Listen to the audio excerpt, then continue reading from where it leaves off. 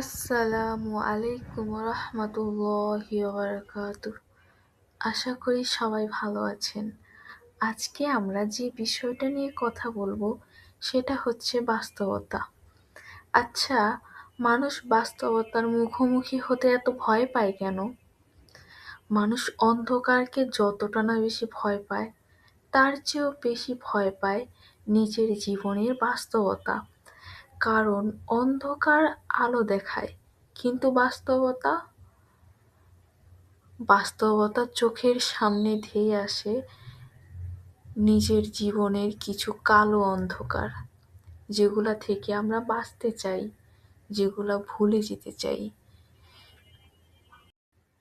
বাস্তবতাকে আমরা এজন্যই ভয় পাই, কারণ বাস্তবতা আমাদের প্রশ্ন করে, আচ্ছা, তুমি কি সত্যিই তা হয়েছো যা কখনো হতে চেয়েছিলে? তোমার সেই ইচ্ছাটা কি পূরণ হয়েছে? তুমি যেটা সবসময় ভাবতে যে তুমি বড় হলে এটা করবে, এভাবে তুমি জীবন গড়বে, তুমি কি সেটা পেরেছো? প্রতিনিয়ত বাস্তবতা আমাদের এভাবেই বলতে থাকে, এভাবেই আমাদের প্রশ্ন করতে থাকে। আমরা তো সবাই স্বপ্ন দেখি, কিন্তু বাস্তবতার মাঝখানে এবং স্বপ্নের মাঝখানে কঠিন এক সেতু রয়েছে, যার নাম সত্য।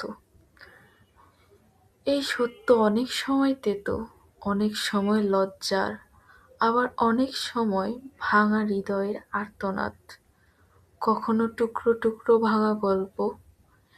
তাই তো মানুষ বাস্তবতা থেকে পালায়, বাস্তবতাকে ভীষণ ভয় পায়। বাস্তবতা আমাদের জীবনের এক কঠিনতম এবং গুরুত্বতম শিক্ষকও বটে।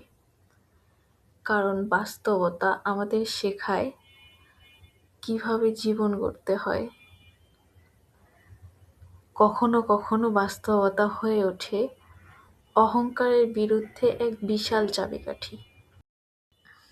বাস্তবতা আমাদের চোখে আঙুল দিয়ে বুঝিয়ে দেয়, আসলে আমরা নিজেদেরকে যত বড়ই ভাবি না কেন, আমরা তত বড় নই। বাস্তবতা আমাদেরকে বলে, তুমি শুধু নগণ্য একটা ছোট্ট জিনিস মাত্র। এত অহংকার, অহমিকা সবকিছু আমাদের চোখের সামনে এনে তুলে। আমরা নিজেদের ব্যর্থতা ভুলে যাই, নিজেদের ব্যর্থতা, ভুল সিদ্ধান্ত এবং হাজারো সুযোগ হারিয়ে ফেলি। আমরা এগুলো দেখতে চাই না। আমরা নিজেদের কখনোই দোষী প্রমাণ করতে চাই না। আর বাস্তবতা তো আমাদের দোষী প্রমাণ করে, ভালো করে বুঝিয়ে দেয় এটা আমাদের ভুল, এখানে আমাদের ভুল হয়েছে।